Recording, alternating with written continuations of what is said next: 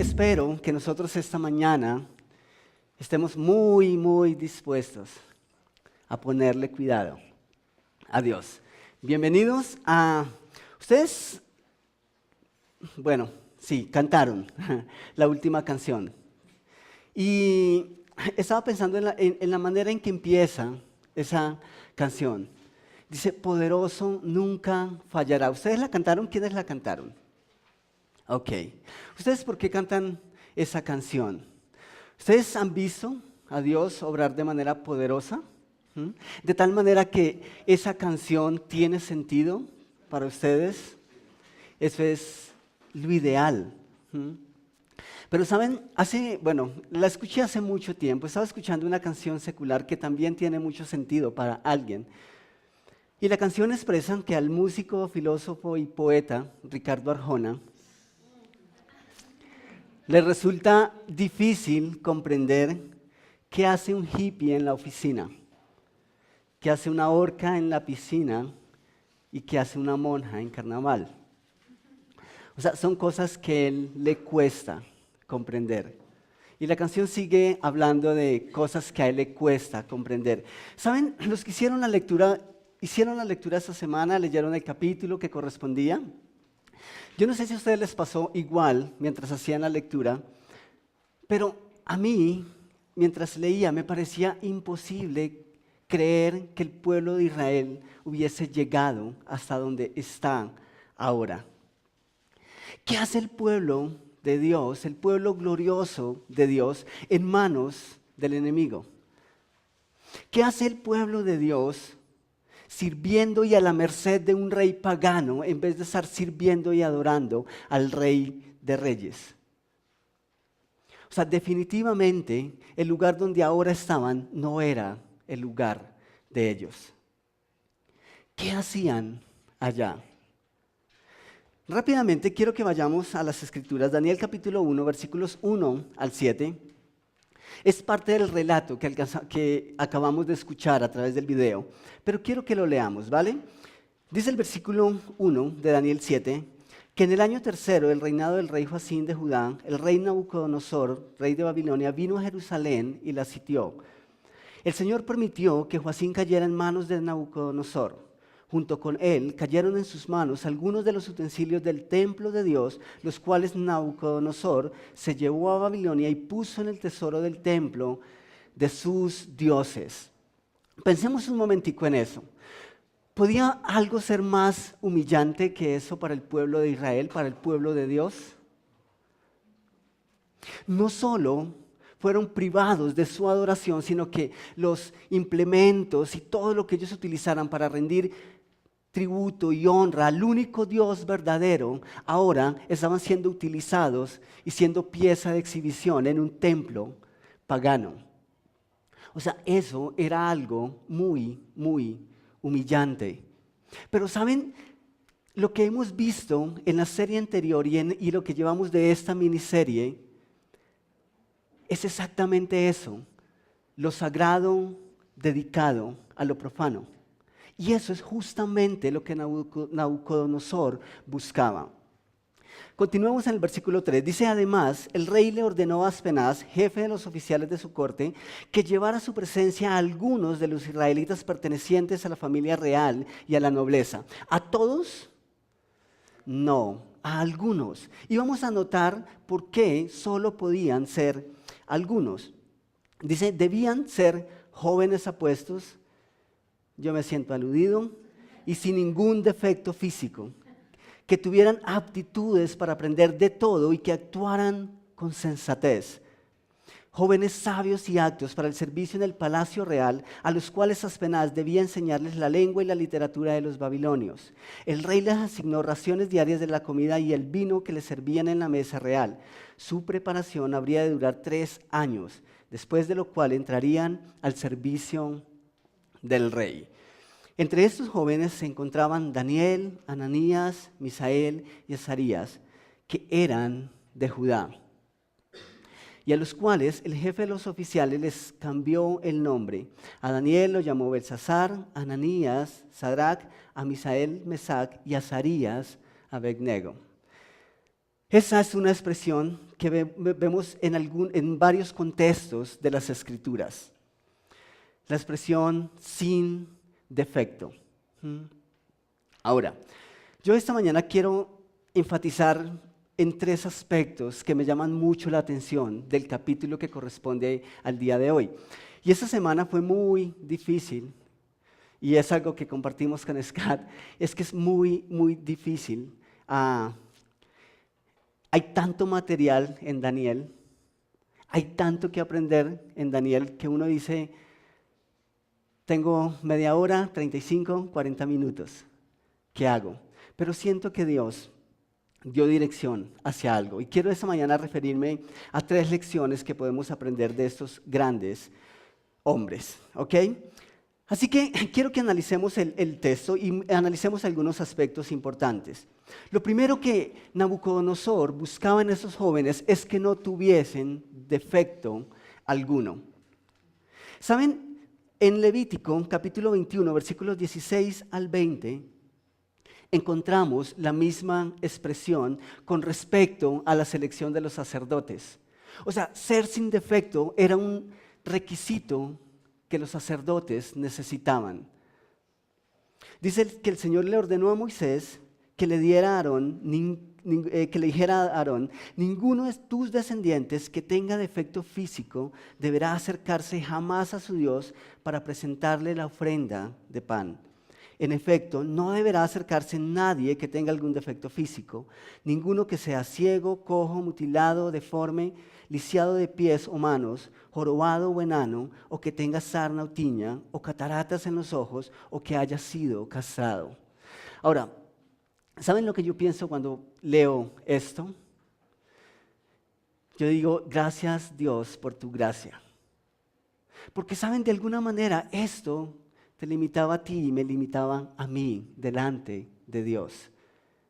Y eso fue en un contexto muy específico. Gracias a Dios en Cristo no tenemos esas limitaciones.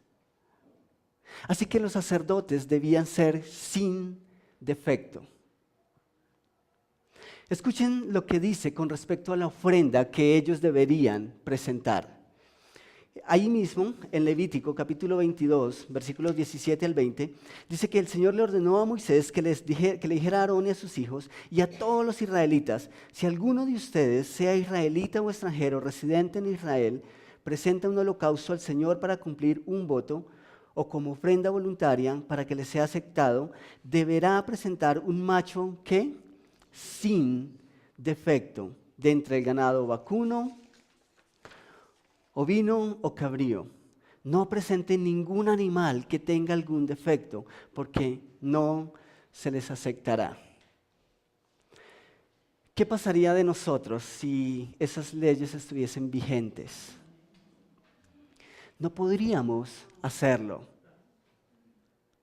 Pero me parece muy, muy interesante que a través de toda la historia y a través de lo que vamos a estar viendo hoy, el mensaje de Dios es, ustedes no pueden hacerlo, pero por el cumplimiento de mi promesa, ustedes van a tener acceso a Dios. Y hoy es un recordatorio más de que Dios cumple su promesa. Así que la primera lección esta mañana es, el enemigo tiene la mira en los mejores hombres. El enemigo tiene la mira en los mejores hombres. Si estos jóvenes fueron seleccionados bajo esos rigurosos filtros, entonces eran jóvenes bien especiales, con facultades que los hacían diferentes a los demás. Eran apuestos, eran inteligentes y no tenían defecto físico. O sea, no eran jóvenes cualquiera, tenían que pasar un filtro. ¿Y saben en qué me hace pensar eso? Que el enemigo, como lo queramos llamar, también busca las ovejas gordas. A veces tenemos la connotación de que el enemigo busca a los débiles, y sí, eso es cierto. Si tú no estás fuerte en tu fe, si tú no tienes unas convicciones bien arraigadas, entonces vas a flaquear fácilmente. Pero eso también es cierto a la inversa. Es cierto que el enemigo busca a los débiles, pero él también sabe que cuando hace caer a uno grande, entonces ha logrado mucho. Él se interesa en lo visible. Entre más visible sea, más va a ser su victoria o su sensación de victoria cuando alguien cae. Y si esto es cierto para Dios, que Dios está buscando hombres íntegros, esto significa que entre más íntegro tú seas para Dios, más blanco va a ser para el enemigo. Esa es una realidad. Y lo vemos plasmado en la vida de estos jóvenes. Ahora, desde la perspectiva humana, desde la perspectiva de la historia secundaria, que es la historia de la humanidad, esto era un privilegio. Ahora, piensen en lo siguiente. Viene una nación vecina que es enemiga, nos invade, pasamos a ser esclavos, pero algunos tienen la oportunidad de servir al presidente o al rey de esa nación, de hacer parte de la corte y de hacer parte del palacio de ese rey. ¿Creen ustedes que eso es una mala idea? No. La verdad, no es una mala idea para nada. Estos jóvenes harían parte del personaje que oficiaba con el rey. Se sentarían a su mesa y tendrían los privilegios que tenían el rey. Incluso comerían a su mesa. Eso era algo agradable. Creo que eso era mejor que ir a labrar el campo o quizá alimentar las bestias de esa nación. Eso era un buen comienzo. Yo imagino que ese es un puesto que muchos estarían anhelando. Imagino que incluso algunos estarían dispuestos a sacrificar sus principios, sus convicciones, con tal de aplicar para ese cargo. Porque en realidad la oferta era buena. Es la persona que manipula un documento para obtener el ingreso a un mejor empleo, tal vez a un crédito. Hay tantas maneras de sacrificar nuestras convicciones por aspirar a algo que a nuestra manera de ver es bueno. Sin embargo, desde la historia primaria, desde la historia de Dios, en realidad esto constituía una prueba. Y era una prueba grande. Una prueba que Daniel junto con sus amigos decidió enfrentar. Así que, ¿qué iba a pasar? Si ellos iban a servir a la corte real, entonces habían ajustes que se debían hacer. Y uno de los principales ajustes era que ellos necesitaban aprender la lengua, la literatura de Babilonia. En pocas palabras, lo que Nabucodonosor buscaba era transformar a esos jóvenes para su bienestar. Era adiestrarlos. Era sumergirlos tanto en su nueva cultura que poco a poco fuesen incluso olvidando sus raíces y de dónde venían. O sea, ellos iban a sufrir de alguna manera una transformación. Por otro lado, también dice que no solamente su lengua empezó a cambiar y que tuvieron que aprender otra lengua, sino que también sus nombres fueron cambiados. Y saben, hay una razón, o por lo menos hay un aspecto muy interesante de por qué cambiaron los nombres. Ahora, tanto para el pueblo judío como para las naciones contemporáneas de ese contexto, cuando a una persona le llamaban por su nombre, uno casi que podía conocer en su carácter ese hombre o esa mujer, porque su nombre decía mucho de la personalidad.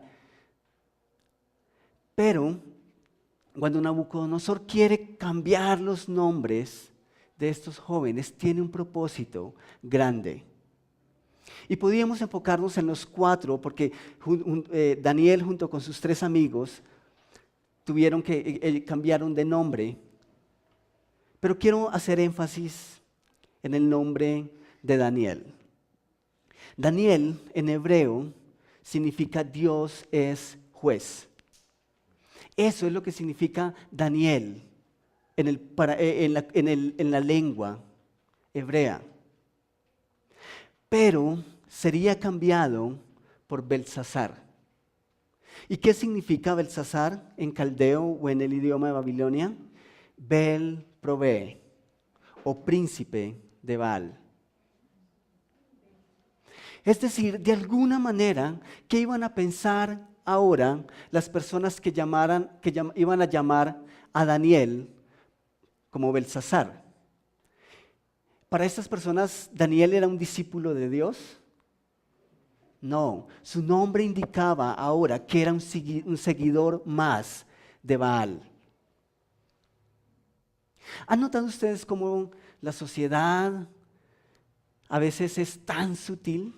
Y cómo a veces nuestras convicciones y nuestros principios y nuestros valores se van viendo envueltos de una manera tan sutil. ¿Creen ustedes que ahora es diferente y que el enemigo actúa diferente a como actuaba en esa época? No, es muy, muy sutil. Y a veces parecen detalles menores, pero que si no tomamos medidas a tiempo resultamos comprometiendo valores tan profundos.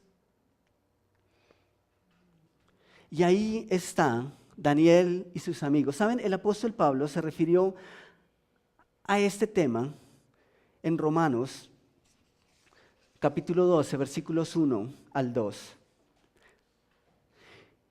Él escribe a la iglesia en Roma y dice: por lo tanto, hermanos, tomando en cuenta la misericordia de Dios, les ruego que cada uno de ustedes, en adoración espiritual, ofrezca su cuerpo como sacrificio vivo, santo y agradable a Dios.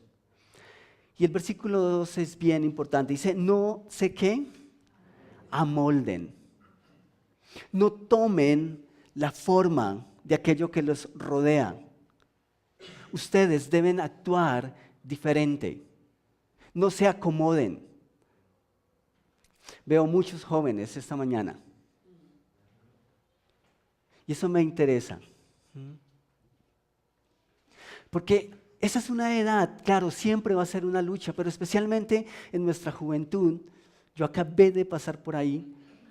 En nuestra juventud a veces sacrificamos muchas cosas con tal de encajar. Y en el afán de encajar terminamos sacrificando lo que debe importar en nuestra vida. Hacemos ajustes que nos resultan al final demasiado costosos. Así que Pablo dice: no se amolden al mundo actual, sino sean transformados mediante la renovación de su mente. Así podrán comprobar cuál es la buena voluntad de Dios, la voluntad de Dios, buena, agradable y perfecta. Difícil experimentar cuál es la voluntad de Dios si nosotros nos amoldamos a todo lo que llega, si nos acomodamos a todo lo que nos toca enfrentar. Eso fue exactamente lo que hizo Daniel. En el versículo 8 de Daniel 1 leemos: pero Daniel se propuso no contaminarse con la comida y el vino del rey, así que le pidió al jefe de oficiales que no lo obligara a contaminarse. Por un lado, la razón de que Daniel no accede a la comida del rey es porque antes de ser puestos en la mesa, esos banquetes eran ofrecidos a los ídolos paganos. Así que de alguna manera, para Daniel eso estaba contaminado. Pero por otro lado, quizás se debía a las estrictas normas de gastronomía judía, hebreas. Así que Daniel prefería no hacerlo. ¿Y qué hace Dios cuando encuentra hombres que no se amoldan? ¿Qué hace Dios cuando encuentra mujeres que permanecen firmes en sus principios, en su fe? Dios responde. Versículos 16 al 19. Dice que así que el guardia le retiró la comida y el vino del rey y en su lugar siguió alimentándolos con verduras. A estos 4 jóvenes Dios los dotó de sabiduría e inteligencia para atender toda clase de literatura y ciencia. Además, Daniel podía entender toda visión y todo sueño. Cumplido el plazo fijado por el rey Nabucodonosor y conforme a sus instrucciones, el jefe de oficiales los llevó ante su presencia. Luego de hablar el rey con Daniel, Ananías, Misael y Azarías, no encontró a nadie que los igualara. De modo que los 4 entraron a su servicio. El sueño realizado. Lograron entrar a la corte, al servicio del rey. Para muchos esto habría sido el paraíso. Muchos estarían satisfechos con esto. El aspirante promedio estaría realizado. Pero Daniel y sus amigos son diferentes y ellos quieren servir al Dios real. Pero ¿saben? Este era el primer paso. La historia no termina con una restricción de comida. Tal vez para nosotros o para algunos de ustedes eso sea fácil. Para algunos es fácil por lo menos ayunar. Para mí es un poco difícil. Y ahora hay diferentes tipos de ayuno, pero cualquiera de nosotros podría argumentar, bueno, tal vez era una especie de ayuno, entonces eso no es tan complicado como otras cosas, como sacrificar otras cosas. Pero ¿saben? Ese era apenas el primer paso. La prueba real y más rigurosa comenzaría cuando ellos entraban al servicio. Ahí empezaba la etapa más difícil para estos jóvenes. Así que la pregunta es, ¿dará Dios la misma respuesta ahora? Cuando Daniel y sus amigos decidieron no contaminarse con la comida del rey, Dios avaló esa decisión. Y efectivamente recibieron verduras. Y Dios los mantuvo físicamente muy saludables. Pero ahora que ellos van a empezar a sacrificar otras cosas, ¿Dios dará la misma respuesta? Y si Dios no da la misma respuesta, ¿estos jóvenes van a mantener su fidelidad a su Dios? ¿Qué va a pasar? Bien se dice que mientras las cosas anden bien, Dios es fiel. Pero ¿qué cuando Dios no responde de manera que nosotros esperamos? Así que el siguiente paso es: tampoco se contaminaron con la adoración a Baal ni a Nabucodonosor. Esto me hace pensar en algo interesante. No podemos escoger algunas de nuestras batallas o pruebas, pero podemos escoger con quién las peleamos. En el caso de Daniel, ¿fue su plan estar en Babilonia? No. ¿Fue el plan de sus amigos? Tampoco. Pero lo que ellos sí escogieron ahora es que independiente de lo que tuviesen que enfrentar, iban a confiar, iban a abandonar sus vidas a la soberanía del único Dios, del Dios verdadero. Pero ¿cuál fue la recompensa esta vez por permanecer fieles? Vamos a continuar en Daniel capítulo 3, versículos 19 al 23. Dice que cuando estos 3 jóvenes se rehusaron a adorar la estatua que Nabucodonosor había creado, tuvieron un castigo. Dice que ante la respuesta de Sadrac, Mesach y Abednego, o sea, ante la negación, Nabucodonosor se puso muy furioso y cambió su actitud hacia ellos. Mandó entonces que se calentara el horno 7 veces más de lo normal. O sea, en realidad este tipo estaba furioso. Pero ¿saben qué me llama la atención? Que lo que este hombre planeó para mal terminó siendo un argumento más para comprobar la fidelidad de Dios. Así que él dice que lo hizo calentar 7 veces más de lo normal y que algunos de los soldados más fuertes de su ejército ataran a los 3 jóvenes y los arrojaran al horno en llamas. Fue así como los arrojaron al horno con sus mantos, sandalias, turbantes y todo, es decir, tal y como estaban vestidos. Tan inmediata fue la orden del rey y tan caliente estaba el horno que las llamas alcanzaron y mataron a los soldados que arrojaron a Sadrach, Mesach y Abednego, los cuales, atados de pies y manos, cayeron dentro del horno en llamas. Interesante. O sea, la posibilidad de que alguien cayera a ese horno y sobreviviera era imposible. No existía la más mínima posibilidad. Incluso no tenían que ser arrojados al horno, según el texto. Eso ocurrió con esos 3 jóvenes. Pero tiempo más adelante, cuando sube otro rey al trono, Daniel es probado de manera similar. En el capítulo 6 de Daniel, versículos 16 y 17, se nos dice que el rey dio entonces la orden. Ya esto fue en tiempos del rey Darío.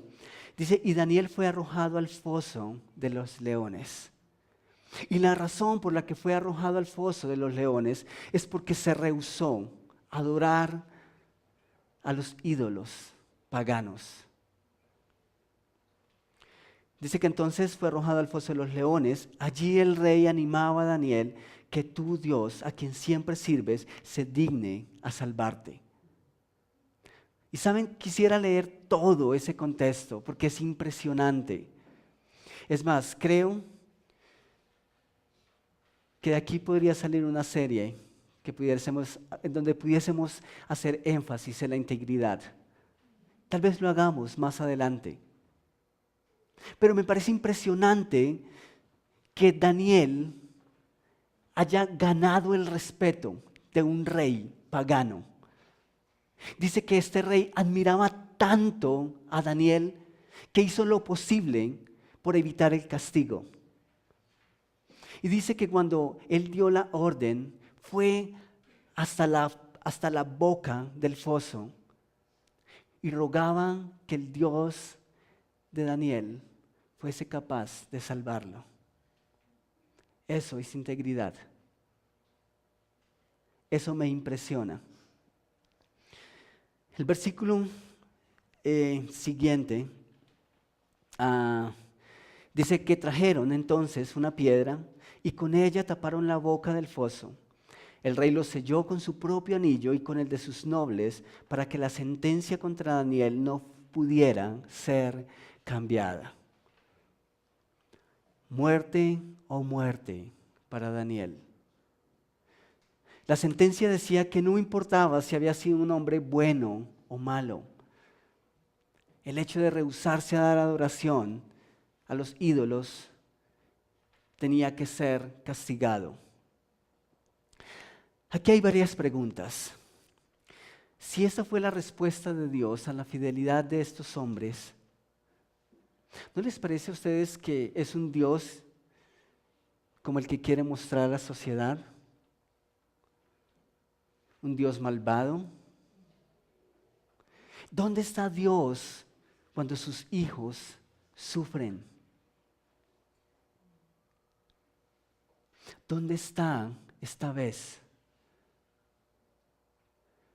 Como un Dios que ama a sus hijos permite que sean arrojados a un foso con leones hambrientos, a un horno que arde en llamas.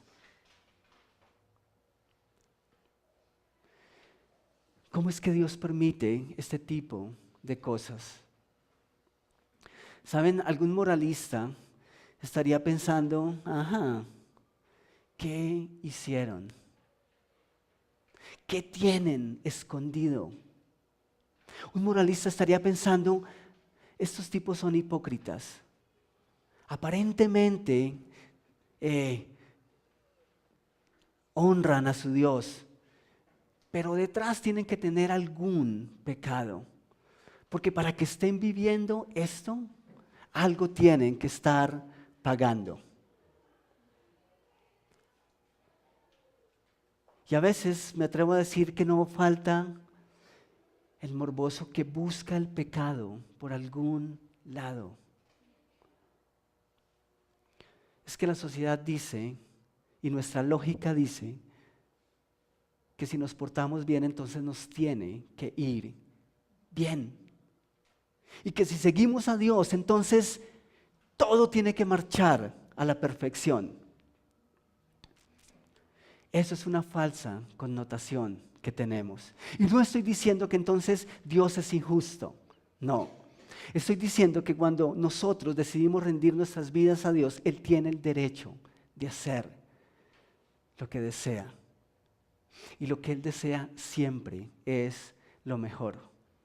Por más que a nosotros en el momento nos parezca injustos. Y saben, eso nos lleva a la segunda lección esta mañana. Y es que delante de Dios el éxito se mide por la obediencia y no por los resultados. Delante de Dios el éxito se mide por la obediencia y no por los resultados. Un día iba por la calle caminando con mi sobrinita, ella tenía unos 3, 4 añitos, íbamos con una amiguita de ella un poco más grande.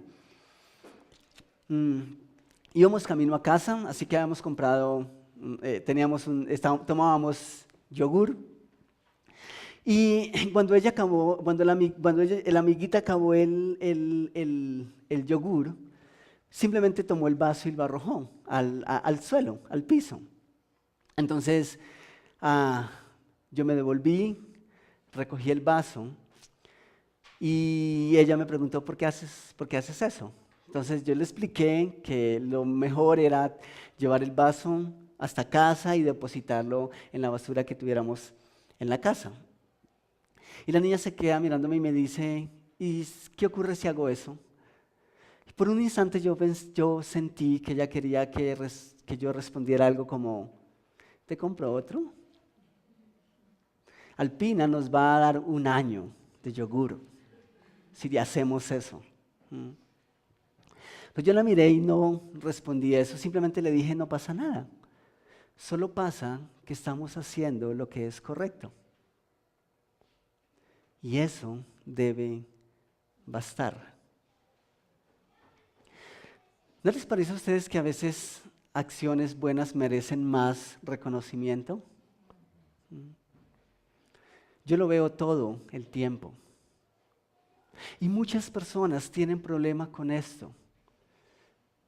¿Cómo es que cuando intento agradar a Dios, entonces es cuando más mal me va?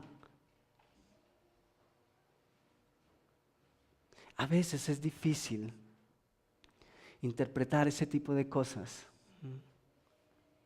Pero algo que vemos en la vida de esos hombres y que nos enseñan es que Dios bendice la obediencia. Y a veces no se va a ver en los resultados, tal vez inmediatos. ¿Cuál fue el resultado de la obediencia esta vez? ¿Entrar a un horno que ardía como nunca antes había ardido? ¿Les parece a ustedes que eso honra la obediencia? Para nada. ¿Cuál fue la obediencia esta vez? ¿Convertirse en carnada de una manada de leones hambrientos? ¿Les parece eso justo? Difícil. ¿Saben? Es cierto que ellos obedecieron y entraron al horno en llamas. Tan cierto como que Daniel fue arrojado al foso de los leones. Tan cierto como que aún en el escenario más hostil, Dios acudió a rescatarlos. ¿Y saben en qué me hace pensar esto? Que cuando se trata de Dios, nunca nuestras pruebas y nuestras batallas van a ser más grandes que nuestra gloria. Esa es una realidad. Entre más grande sea la prueba, más grande va a ser la victoria. Nos dice en Daniel capítulo 3, versículo 27, que los sátrapas, prefectos, gobernadores y consejeros reales se arremolinaron en torno a ellos y vieron que el fuego no les había causado ningún daño y que ni uno solo de sus cabellos se había chamuscado. Es más, su ropa no estaba quemada y ni siquiera olía a humo. Yo siempre había creído que el Matrix y El Señor de los Anillos era una gran película. Pero la verdad, honestamente, creo que ellos tienen mucho, mucho de dónde inspirarse. No hay nada, absolutamente nada que haya venido de la imaginación humana sin que Dios lo haya dado. Y esto es una película real. Una película que muestra a Dios como el héroe. Que muestra a unos hombres dando gloria a ese rey a través de grandes acciones. Poco más adelante, Daniel capítulo 6 versículos 20 al 24, se dice que ya cerca, lleno de ansiedad, gritó, esto fue el rey Darío, Daniel, siervo del Dios viviente, ¿pudo tu Dios, a quien siempre sirves, salvarte de los leones? Que viva su majestad por siempre, contestó Daniel desde el foso. Mi Dios envió a su ángel y le cerró la boca a los leones. No me han hecho ningún daño porque Dios bien sabe que soy inocente. Tampoco he cometido nada malo contra su majestad. Sin ocultar su alegría, el rey ordenó que sacaran del foso a Daniel. Cuando lo sacaron, no se le halló un solo rasguño, pues Daniel confiaba en su Dios. No pudo escoger entrar al foso o no, pero sí escogió en quién iba a confiar. Versículo 24 dice, entonces el rey mandó traer a los que falsamente lo habían acusado y ordenó que los arrojaran al foso de los leones junto con sus esposas y sus hijos. No habían tocado el suelo cuando ya los leones habían caído sobre ellos y les habían triturado los huesos. Es impresionante. Es real. ¿Saben? Quiero decir algo que me parece fuerte.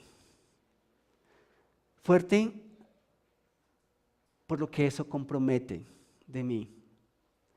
Y a este punto de la charla yo me atrevo a decir que contrario a lo que la mayoría pensaría, los hornos ardientes y los fosos llenos con leones hambrientos fueron preparados para los mejores hombres. No fueron preparados para los débiles. Cualquiera pensaría que cualquiera que se mantenga en su fe sería libre, pero delante de Dios no es así. Estos hombres fueron al foso de los leones y entraron al horno en llamas porque se atrevieron a probar el poder de Dios. ¿Saben lo que implica cuando tú y yo decidimos hacer lo mismo? No podemos esperar algo diferente. Huirle al horno, correrle al foso lleno de leones, equivale a no experimentar el poder de Dios en nuestras vidas. Alguien podría decir que el efecto de que los leones no comieron a Daniel porque fue el efecto de los vegetales. Pero ¿saben? Si cerró la boca o no de los leones, si cegó en los ojos de los leones, no sé qué hizo, pero para mí eso es obra de Dios. El Dios de la historia primaria extendiendo su mano para tomar a aquellos que deciden tomarla y confiar en Él. Eso es lo que hemos recalcado desde el principio en esta serie. Dios nunca suelta la mano de sus hombres, de su creación, menos la de aquellos que han decidido confiar en su poder y en su soberanía. Pero ¿cómo es que estos jóvenes llegaron a tal punto de incluso ser capaces de entregar su vida por su rey, por su Dios? Es el punto número 3 en sus boletines. Lección número 3. La única manera de morir por una causa es haber vivido por ella. La única manera de morir por una causa es haber vivido por ella. Estos jóvenes, habían decidido vivir para Dios y ahora estaban dispuestos a morir para Él. ¿Saben qué me parece bonito? Que antes de entrar al horno ardiente y antes de entrar al foso de los leones, estos jóvenes habían entrado a sus cuartos y se habían presentado de rodillas delante de su Dios. Usted y yo no vamos a querer entrar al foso de los leones si antes no hemos estado de rodillas y conocido a Dios en la intimidad. Las batallas más grandes se libran en lo íntimo, donde nadie nos ve. Y si ganamos esas batallas, entonces estamos preparados para enfrentar cualquier otra. Y Daniel y sus amigos habían ganado esa batalla. Dice que por lo menos 3 veces al día iban a sus aposentos, a sus cuartos, y se postraban y adoraban a su Dios. Y la presencia que experimentaron en esos tiempos de intimidad fue la misma que los acompañó en el horno y en el foso de los leones. ¿Saben? Lo mismo ocurre con nosotros. Será muy difícil que demos el paso, que saltemos, si antes no hemos estado de rodillas y conocido a Dios. ¿Qué hace el pueblo de Dios en manos de un rey pagano? Vivir las consecuencias de haber abandonado